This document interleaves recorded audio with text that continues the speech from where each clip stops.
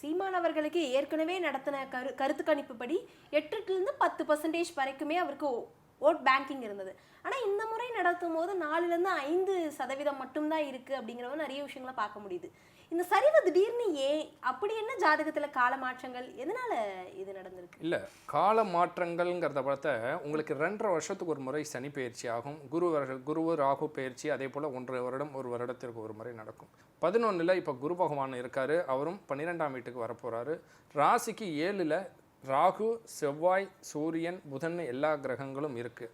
ஆனால் இவரை பொறுத்த வரைக்கும் பார்த்தீங்கன்னா இவர் ஒரு தைரியசாலி, எதுனாலும் பார்த்துக்கலாம், எதுனாலும் நான் இப்படி தான் இருப்பேன்னு தன்னுடைய கேரக்டரை யாருக்காகவுமே விட்டு கொடுக்காத ஒரு நபர்.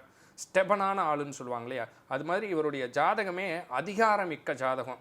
இன்னைக்கு இல்லாவிட்டாலும் கண்டிப்பாக அவர் தன்னுடைய 70 வயது நெருங்கக்கூடிய காலகட்டத்தில் யாருமே எதிர்பார்க்காத அளவுக்கு அரசியலில் மிகப்பெரிய ஒரு தலைமை வகிக்கக்கூடிய ஒரு சூழல், பதவிக்கு வரக்கூடிய சூழல், அதிகாரத்துக்கு வரக்கூடிய சூழல்லாம் கண்டிப்பாக அவருக்கு உருவாகும். அவருடைய ஜாதக அமைப்பு அப்படி.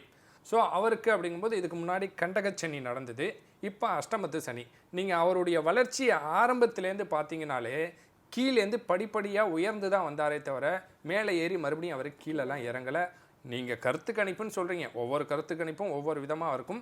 ஆனால் அவருடைய ஜாதக ரீதியாக இப்போ இருக்கக்கூடிய கிரக ரீதியாக இந்த பர்சன்டேஜ் நீடிக்கும். இதை விட குறைவதற்கு சில வாய்ப்புகள் இருந்தாலும் அதிகப்பட்டு போனாலும் ஆச்சரியப்படுறதுக்கு இல்லை.